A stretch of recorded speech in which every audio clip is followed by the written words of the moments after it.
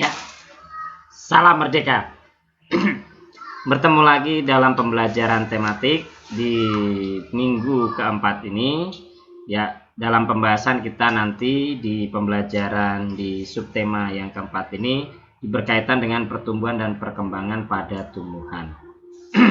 Nah, sebelumnya Mister mengawali pertemuan atau penjelasan materi kali ini, kita sudah masuk bulan Agustus.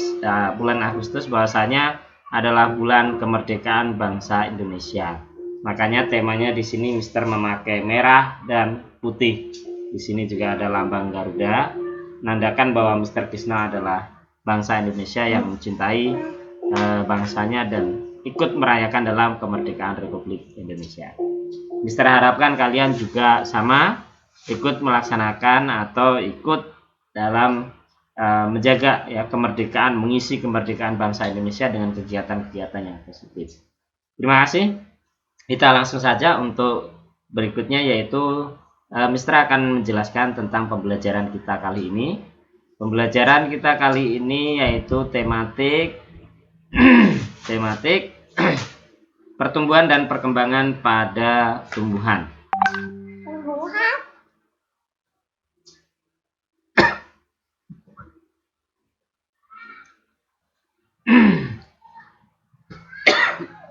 Tujuan pembelajaran 1.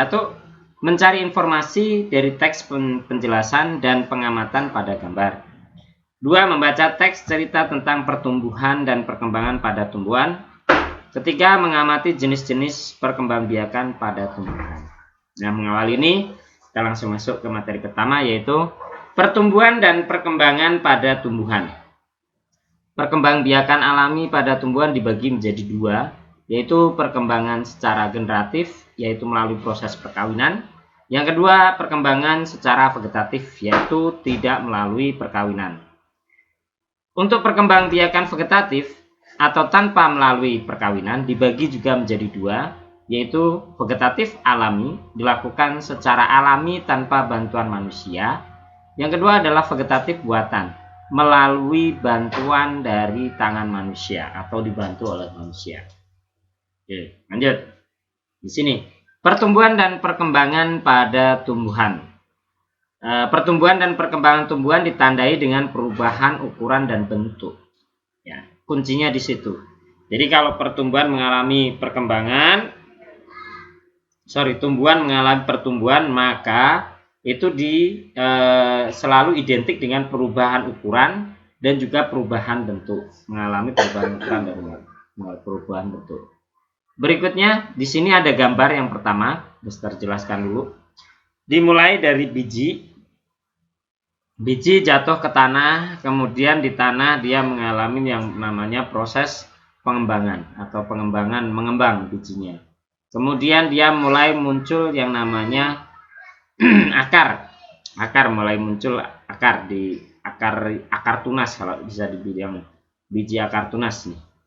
Kemudian akar itu semakin memanjang, ya, semakin ke dalam. Kemudian biji tadi akan membelah menjadi dua dan kemudian berkembang menjadi sebuah daun.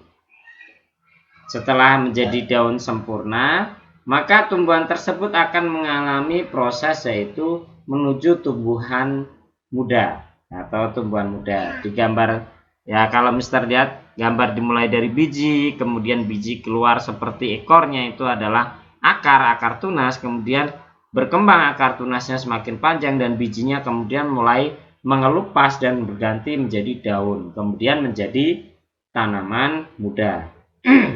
Nah, di contoh yang kedua juga ada biji jagung. Ini juga sama kurang lebihnya. Prosesnya awalnya mulai dari perkawinan nih, perkawinan antara sel jantan sel betina, atau di dalam tumbuhan itu disebut benang sari dan kepala putik. Kemudian tumbuhlah jagung. Jagung itu bijinya atau calon bakal biji.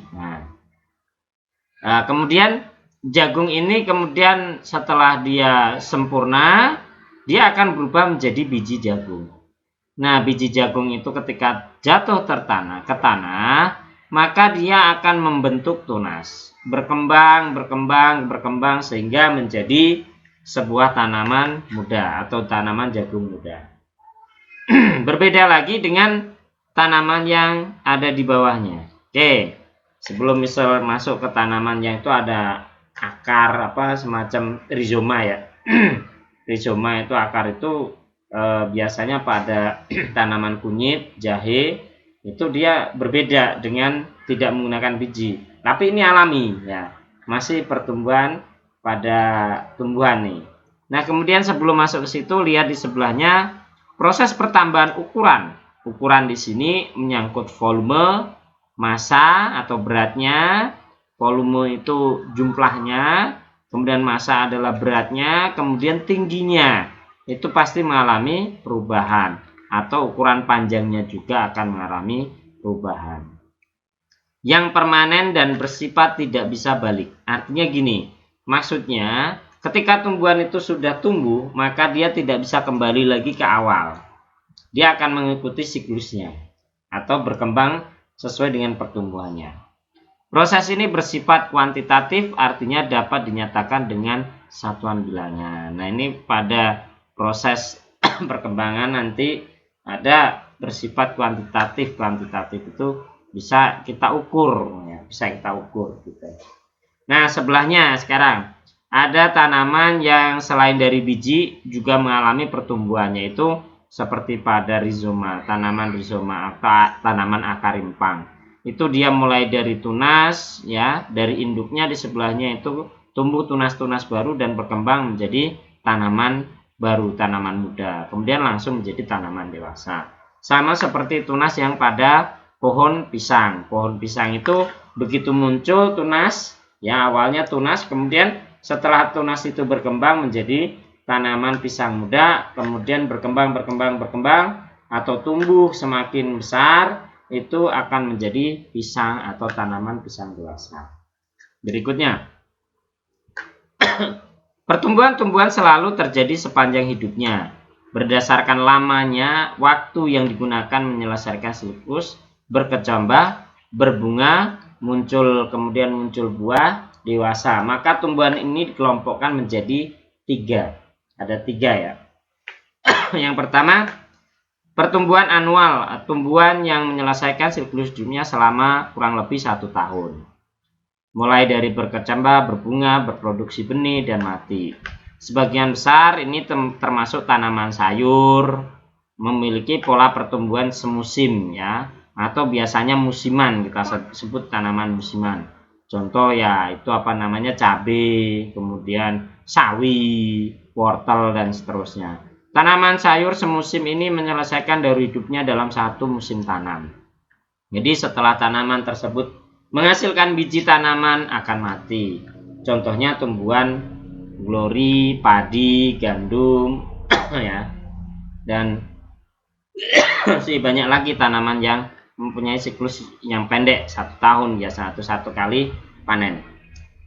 Tumbuhan yang menyelesaikan siklus hidupnya selama lebih kurang 2 tahun. Pertumbuhan vegetatif terjadi pada musim semi atau musim panas pertama. Kemudian dilanjutkan dengan pembentukan alat generatif bunga dan biji.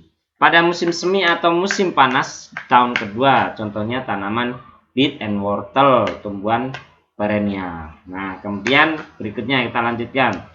Tumbuhan bilineal. Bilineal itu siklus hidupnya itu 2 tahun. Kalau yang pertama ada anual 1 tahun. Ini 2 tahun. Ini tumbuhan bienal, ini tumbuhan yang menyelesaikan siklus hidupnya kurang lebih dari 2 tahun. Biasanya pertumbuhan secara vegetatif alami ya, terjadi pada musim semi atau musim panas terjadi, dan kemudian dilanjutkan dengan pembentukan alat generatif bunga atau biji. Kemudian yang ketiga ada tumbuhan perennial. Tumbuhan perennial ini adalah tumbuhan yang menyelesaikan siklus hidupnya selama beberapa tahun. Contohnya kelompok pohon, redu,